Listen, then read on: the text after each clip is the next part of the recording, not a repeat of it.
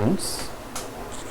Today in this class we are going to learn about the phenomena called diffraction. What is that?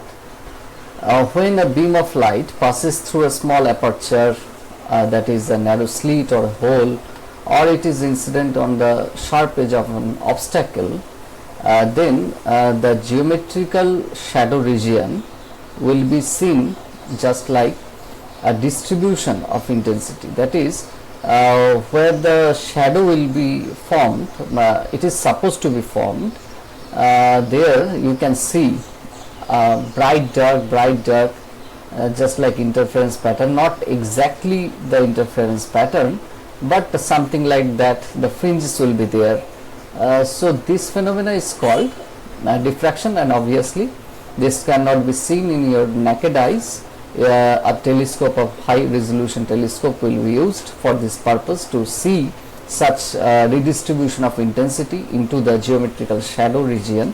So you know from your previous classes that the geometrical shadow is a result of the rectilinear propagation of light. So the rectilinear propagation of light has been challenged by this phenomena called diffraction, and for this reason the ray optics is not going to provide any kind of right answer to this phenomena, and we should follow the wave optics, which starts from the Huygens principle. So the reason behind this redistribution of light at the very sharp edge of the geometrical shadow, when the light is passed through a hole or it is been obstacled by an obstacle or opaque thing. So the Huygens principle will answer this phenomena or interpret this diffraction phenomena very well. How? Now let us suppose the light fall on see this picture. I will explain. Yes, this picture. Forget about all these things. I will come into this in later. Just follow the path of the rays. Some rays are falling, that is the light waves are coming, and importantly it is monochromatic light is falling on the slit, where the slit width is AB, width is the slit width, and if the light falls on the slit, then the incident wave front at each point of the incident wave front will be acting like the new source of disturbance. It is the Huygens principle. So it will emit spherical wavelets in all directions. Again it is Huygens principle. If we now assume that these newly created wavelets are superposed to each other, then it will form, it will generate the redistribution of intensity. That is, the shadow region will not be fully shadow, at least at the edge of the shadow will not be fine, and it will be redistributed into bright and dark fringes. So in one line you can say what is the reason behind the diffraction effect. The diffraction effect is the new source of wavelets, that is secondary wavelets, and those production of secondary wavelets from an incident wavefront. Number two, the superposition of such secondary wavelets to each other. This causes the effect of diffraction, which I am talking about. So it is written over here, and the main difference between the interference and diffraction is that you have understood already, that a single slit can produce a diffraction pattern, because when there is a limitation in the wavefront, that is we are not using the whole surface of that is a whole wavefront, we just use the limited wavefront, then the diffraction effects can be seen. And for this diffraction effect there is no need of coherent sources, and in case of interference two coherent sources are must needed. Two or more coherent sources can produce interference patterns. So diffraction is the inherent phenomena which is coming into the picture as because we are using a limited shape of the wavefront, not the whole wavefront, which is incident on an optical instrument. So every optical instrument, you name some optical instruments, just like telescope, microscope, these even prism. So this kind of optical instruments which uses a limited portion of the wavefront, it will surely produce a diffraction pattern on the screen. Yes, sometimes we can minimize the diffraction pattern. There are some conditions by which we can form a fine image of an object so that the diffraction pattern can be nullified. Yes, it can be done, but diffraction will be there always. So the difference between the interference and diffraction you should keep in your mind when you are reading the diffraction, because the things are very much similar, the treatments are similar. So the question may arise why we are studying the diffraction. So diffraction, I would like to say that diffraction is the most fundamental thing in the optical instruments where the limited wavefront has been used. And interference, for this you should have two or more coherent sources. So interference is not that fundamental, just like the diffraction effect. Diffractions are divided into two classes, one Fraunhofer diffraction and the other one is Fresnel diffraction. In Fraunhofer diffraction, the source of light and the screen where the diffraction patterns is observed are effectively at infinite distance to each other. How infinite distance have been performed in your lab? It is very simple.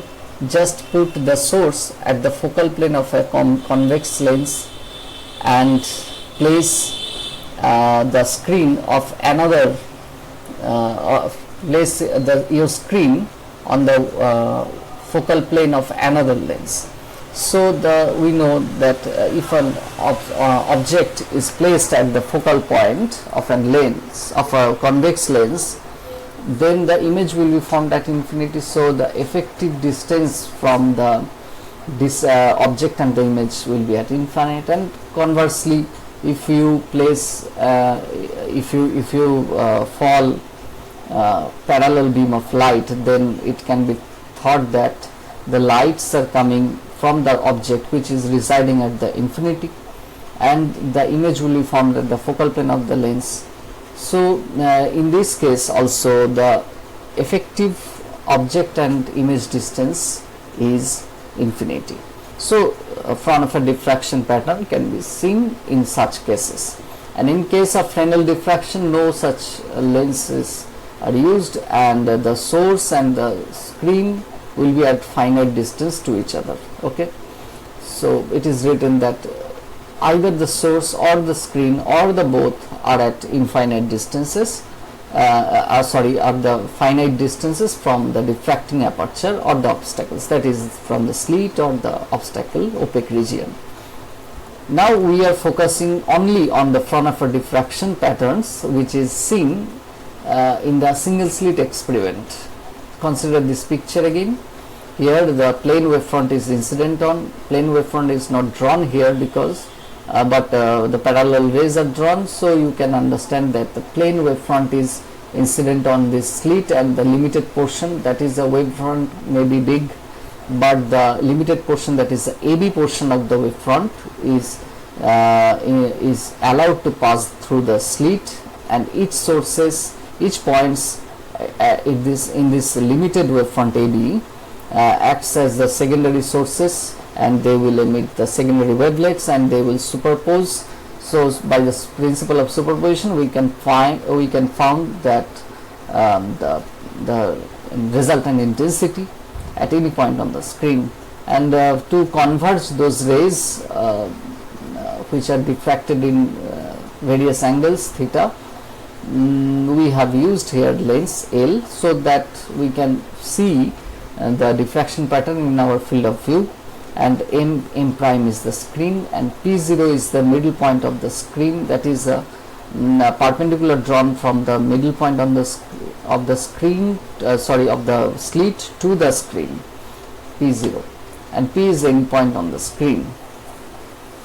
So this is the arrangement, and theta is the angle of diffraction. It is called angle of diffraction. That means the direction of propagation of the rays, that is perpendicular to the new secondary wavelets, and it is the secondary wavelets propagates into various directions, but we are just focusing on the particular direction, which is theta, with its original direction of propagation, that is along x-axis, you can say. So the explanation is given here. I have talked about this. Now let us do some mathematics to find the resultant intensity at P, and this is the simplest picture of the above instrument. Here the z-axis is along the width of the slit.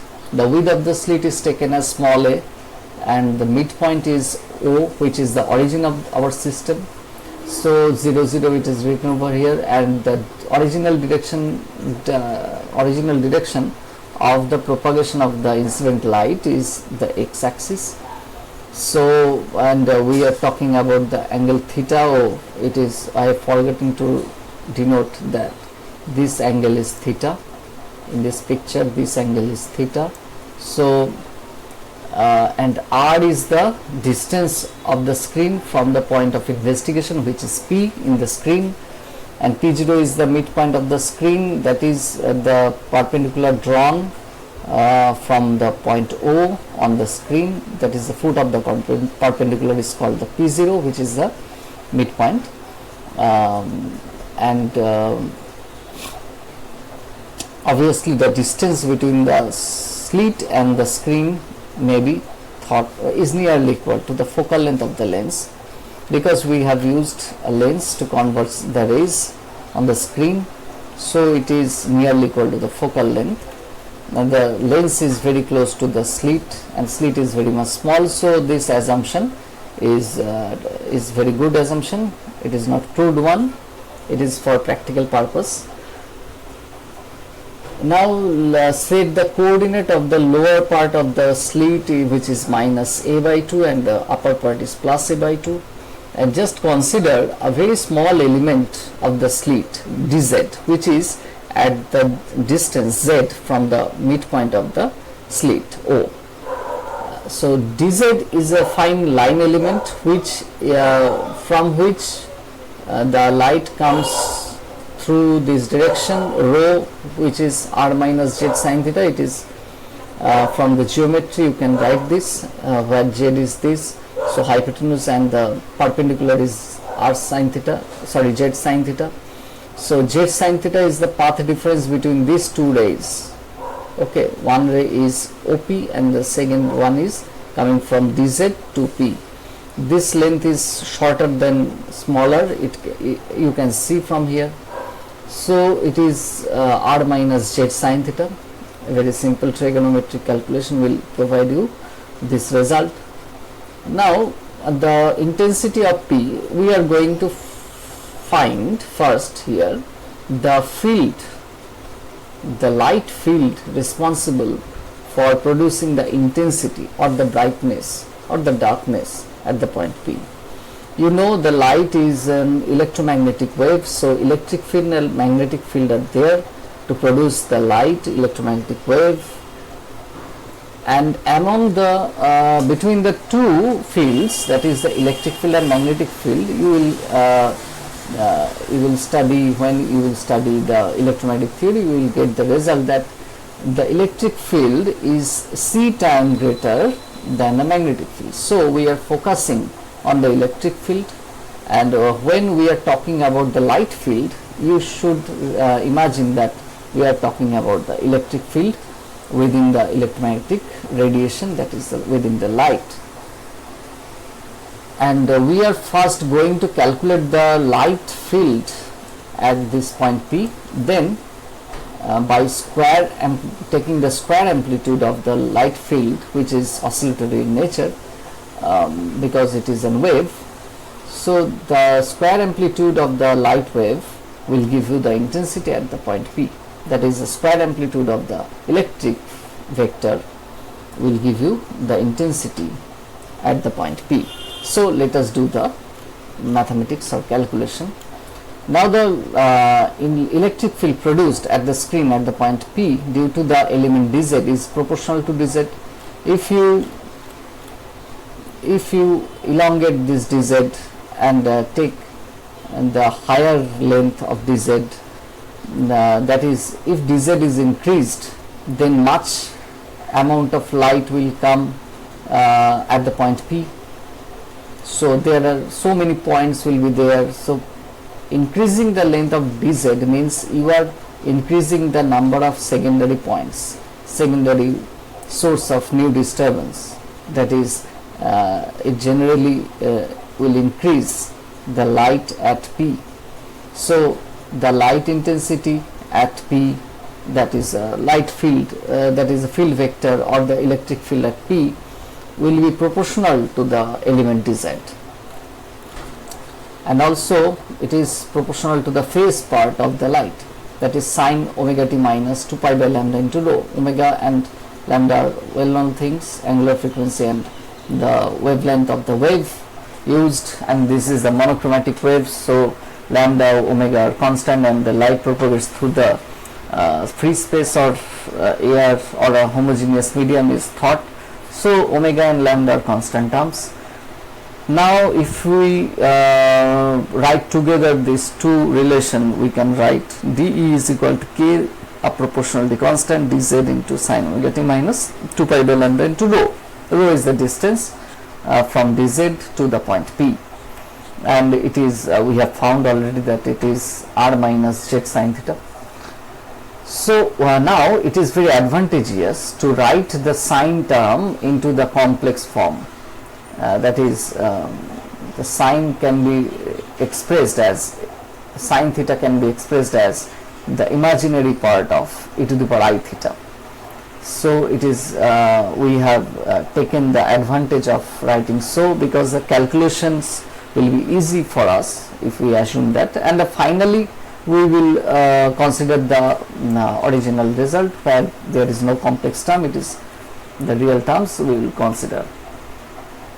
Now put the value of rho and divide, so just take the z part and separate the z part and other parts, and now the resultant field at P will be the integration of dE from minus a by 2 to plus a by 2, because the dz is the line element of the slit and the line element starts from this minus a by 2 to plus a by 2. So integration will be there. It is the principle of superposition actually, and the electric field vectors, we know the vectors. So where does the vector sign gone here? The answer is the slit width is very much small and the screen is placed very much far away from the slit, because you know you were studying the Fraunhofer diffraction pattern. So the screen and the slit will be at effectively infinite distance. So this distance is so large that we can ignore the vectorial sum, just do the scalar sums, that is a scalar integration will be there, and the integration is very much straightforward. You know this type of integration, it will be x.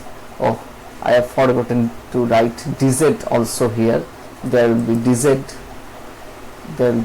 written over here, because the integration is over dz.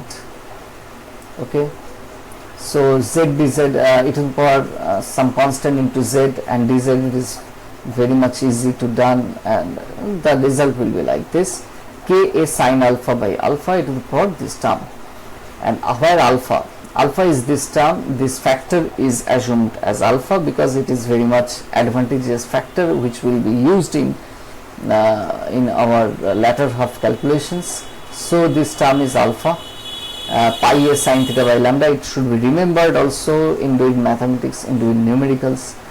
So alpha is equal to pi a sin theta by lambda. I will come into that point, the physical significance of this term. Now let us proceed to find the intensity, which is the square amplitude. You know, every wave, for every kind of wave, the intensity of the wave is just the amplitude square of its disturbance. Here the disturbance is the electric field, and the amplitude part is this only, because this is the phase part we assumed earlier, omega t minus 2 pi by lambda into r. So except this part, all the parts are contributing to the amplitude term. So this is the amplitude, Ka sin alpha by alpha. So the intensity will be proportional to mod square of that. It is totally real in nature. So mod means what? The square means the same as the mod square means. So k square is square into sin square alpha by alpha square is it is. Now alpha is, if you consider at the point P0, which is the midpoint, and here theta is 0 because theta is 0 for this point, and P0 also there are superposition of the all light waves coming from the slits, from the slit points. So theta is equal to 0 for the point P0, and surely alpha will be 0 because sin theta is there. So theta is equal to 0 means alpha is equal to 0. Now if alpha is equal to 0, then sin alpha is 0 and alpha is 0. So this is a 0 by 0 term, and for this you know how to determine. This is not a convergent term, but you can make it convergent if you take the limit alpha tends to 0 not equal to 0. Then it will give you some answer, sin alpha by alpha, which is tending to 1. So the result will be I is proportional to k square square, and it is given the symbol I0, say. So I0 is proportional to k square square. So if you now divide these two equations, then you will get the result I by I0 is equal to sin square alpha by alpha square. So I is equal to I0 into sin square alpha by alpha square. There is some physical meaning of I0. I will come into that point.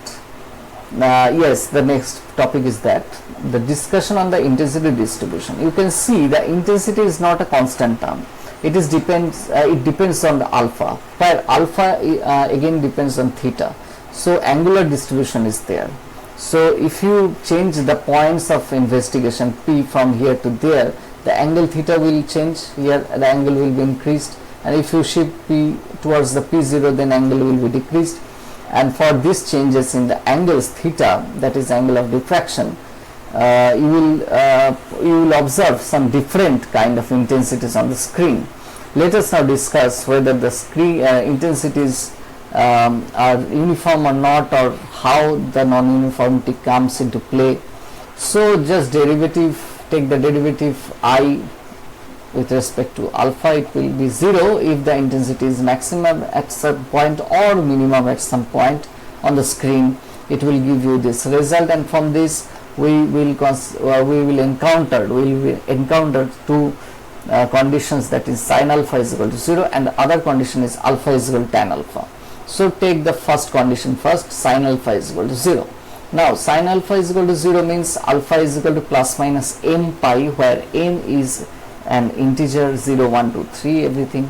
If you take n is equal to 0, then you will get alpha is equal to 0, and if alpha is equal to 0, then sin alpha by alpha again tends to 1 if you take the limit alpha tends to 0. So it will give you the result I is equal to I0, I tending to I0. So I0 is the intensity of the central region of the screen, because alpha is equal to 0 happens at theta is equal to 0. So it will happen at the central region of the screen, and here the intensity is maximum, and this intensity, this point is called principal maximum or central maximum point. Okay, it is written over here. And the second case, if by this condition sin alpha is equal to 0, if n is not equal to 0, that is n is equal to 1, 2, 3 etc., but not equal to 0, then alpha is not equal to 0. You can see from here. Okay, alpha is not equal to 0, but sin alpha is equal to 0 because n is an integer and alpha is equal to plus n, plus minus n pi. So sin alpha should be 0, but alpha is not equal to 0. That means intensity I is equal to I0 into, in the above, sin square alpha will be 0, so the result will be 0. And the 0 intensity will occur at those points, at such points. At this condition of alpha, you will get the dark fringes. Okay, these are many points. How? Just put the value of alpha, pi a sin theta by lambda is equal to plus minus m pi. Pi will be cancelled, and a sin theta is equal to plus minus m lambda. Okay, plus minus m lambda. Again mistake. This is not pi. This is should be lambda. M into lambda. Okay, these are the mistakes I have committed while writing. So a sin theta is equal to plus minus m lambda, where m is equal to 1, 2, 3 but not equal to 0. So the conditions of minima at the minima or the dark fringes will be occurred at those points where the theta is such that a sin theta is equal to plus minus of m lambda. Okay. Now a sin theta, I have told you that this term a sin theta has some physical significance. What is that? That is a sin theta. Consider this picture. This is the whole slit A, width of the slit is small a. So if we consider the extreme rays which are coming from A and B, and they are diffracted by an angle theta, so the path difference between the rays AP and BP will be this, only this length and this length are equal to each other, and the only path difference is this, which is a sin theta. From the geometry you can find out this result, a sin theta. Consider this triangle, and this is the 90 degrees, so it is a, so perpendicular will be a sin theta. So a sin theta has the physical significance of the path difference between the two extreme points of the slits. Okay, so that is why a sin theta is the condition for determining the intensity max or min. Next, okay, you can find also the position of the dark fringe from the central region of the screen where the central max has happened. At P point, say there is mth dark fringe, so the distance is Zm. Zm by f is then nearly equal to theta, because we are talking about the very central region of the screen, because the slit is very much narrow and it is very far away from the screen, so the angle theta is very much smaller, so theta can be thought of sin theta. So Zm by f is nearly equal to theta, or nearly equal to sin theta is nearly equal to plus minus m lambda by a, because at point P we assume there is a dark fringe of mth order. So Zm is equal to simply plus minus m f lambda by a. Okay, this is the position of the mth dark fringe nearly in approximate way. This is the distance of the mth dark fringe from the central max or the central region of the screen, and plus minus indicates that mth max minima will happen there and in the bottom half also. And the second condition is very interesting and very challenging condition, where alpha is equal to tan alpha. Here you cannot find the value of alpha just in algebraic way. It is solved graphically. How? Y is equal to alpha, a straight line will be plotted, and y is equal to tan alpha, tangent curve will be plotted, and the intersection of two curves will give you the value of the solution, that is the solution of alpha. Okay, that is, I think this is called transcendental solutions. The mathematical terms, you should follow some mathematical book. Now, yes, this is the graph. Y is equal to alpha.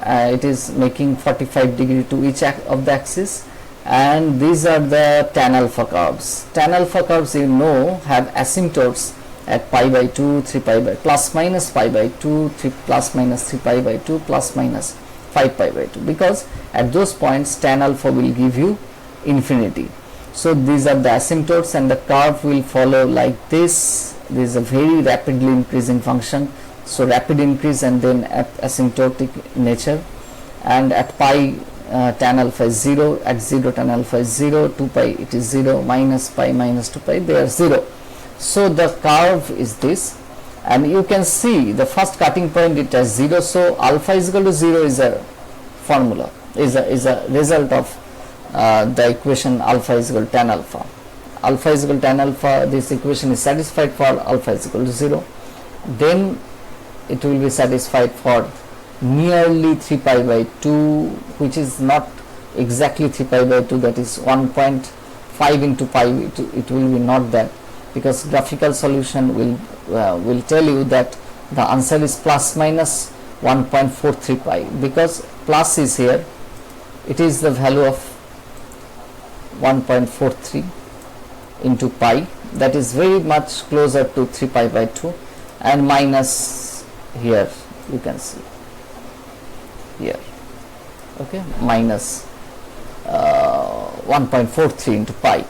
So proceeding in the same way, we can find the all the cutting points, and if you proceed for higher values of alpha, see the values will be very much closer to the asymptotic point of the tangent curve.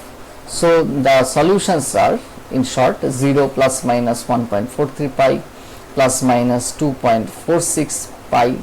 It is just nearly equal to the odd multiple of pi by 2, but we can't write it in we can write it in approximate way, that is the odd multiple of pi by 2, but 0 should be excluded, because alpha is equal to 0 will give you to the same result of central maxima. So it is nothing new, it is nothing new, except alpha is equal to 0, the others will be new result.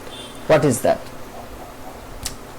For this, again use the basic formula, I is equal to I0 into sine square alpha by alpha square, and in case of alpha square you put the tan alpha square, because your condition is alpha is equal to tan alpha and not equal to 0, because alpha is equal to 0 we have excluded that point.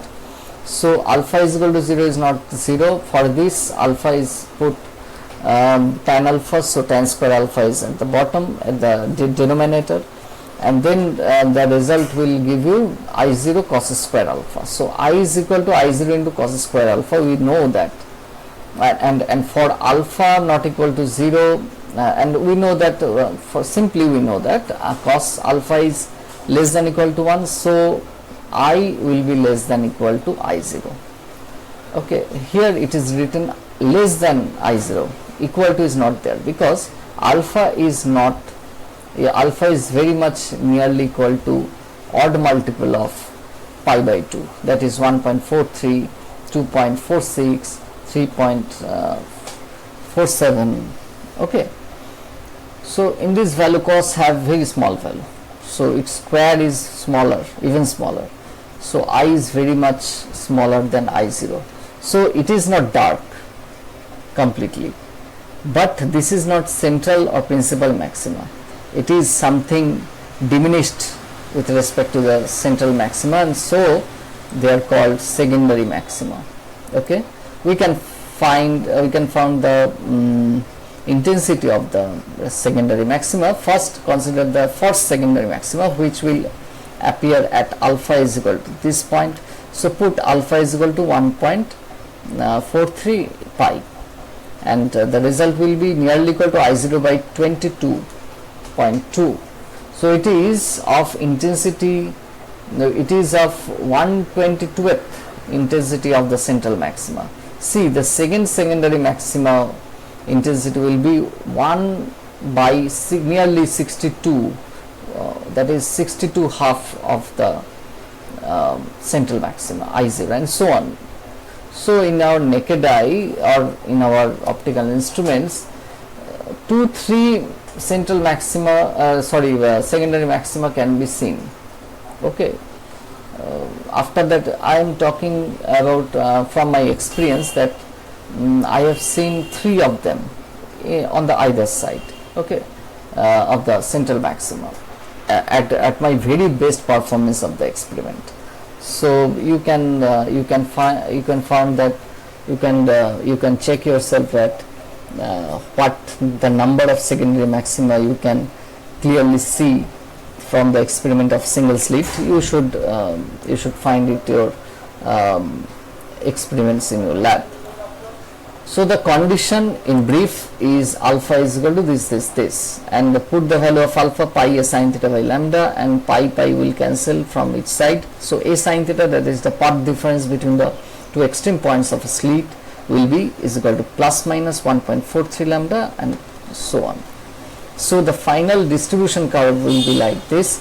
Here alpha is being plotted because theta, if you want to plot the physical parameter theta, it will be tougher because it is contained with alpha. It is very much straightforward to plot the alpha versus I curve because it is very much easier to plot. So if you plot alpha I versus alpha curve, at alpha is equal to 0 you will get the principal maxima, then at alpha is equal to pi you will get the first mean, then at alpha is nearly equal to 3 pi by 2, that is 1.43 pi, you will get the secondary maxima, which is 1/22th intensity of the central maxima. You can see from here it is very much diminished, and after that 1/62th of the, it is not exactly in the scale, so I have just draw it so that you can understand the intensities are falling. And here in the inset there is an important formula which is the width of the central maxima. The width of the central maxima, you can use the formula for the mth dark fringe, because the first dark fringe here in the both side, this is the position of the first dark fringe in the right hand side and it is the left hand side, because that means in the screen it is at the up point in the higher point of with respect to the point P0. I am going into that picture. Yes, P0 to this direction is plus alpha, and P0 to the bottom half of the screen will be minus alpha. Okay, so coming back to this picture, the width of the central max will be the distance between the first minima resides on the either side of the central max. Okay, so the distance of first maxima with respect to the central maxima is z1, so multiply it by twice, then you will get the width of the central max, which is this, and the angular width of the central max is just twice of the angles where the first minima has been formed. So 2 theta 1 is equal to, it is given in the above case, the formula 2 lambda by a. Now the question is, what happens when the single slit is made narrower? If you made the slit A, the slit with A much narrower, then A will be decreased, and consider the case for the first minima. Okay, so A sin theta is equal to plus minus 1 into lambda. So sin theta is equal to plus minus lambda by A. If you decrease A, then this will decrease to the limit of lambda. Say A is equal to lambda. What we will get? You will get sin theta is equal to plus minus 1. So theta will be plus minus 90 degree, and what happened when theta is equal to plus minus 90 degree? That means theta is depicted into this picture. If theta is equal to plus minus 90 degree means theta will be at this, so the ray will go into this direction. So interference first, diffraction first mean will be in this direction. So the whole screen, in the screen there will be no diffraction pattern, that is no redistribution of intensity will be observed on the screen, because your first minima will be occurred at infinity in both sides. So the central max will be spreaded to capture the whole screen. So the central max is maxima condition, that is a bright condition. So the intensity will be uniform throughout the screen and diffraction pattern will be gone. So the diffraction, to minimize your diffraction effect, you should make the slit to the order of lambda. If you made such arrangement, you will not be encountered with such single slit diffraction pattern. Okay. So in the summary, I should tell you that what we have learned in this class. We have learned what is diffraction and how the diffraction pattern, how this diffraction phenomena challenges the rectilinear propagation of light, and how the diffraction phenomena is described in physics. The answer is Huygens principle together with the superposition principle will describe the diffraction phenomena, and the interference and diffraction are the different superposition phenomena, and this is depicted also, this is discussed also. And there are two classes of diffractions, Fraunhofer and Fresnel. I focused only on the Fraunhofer diffraction and the single slit also. And first we have found the intensity at any point on the screen, and then discuss the maximum minimum condition. Here we found two types of maxima, the central max and the secondary max, which are diminished in intensity from the central max, and the minima in between them, equispaced minima there. And also discussed the width of the central max, angular width, and the physical width. Physical means width measured in lengths. And the question, very interesting short question is there. We have discussed all in this class. So let me stop at this point and let me thank you for listening.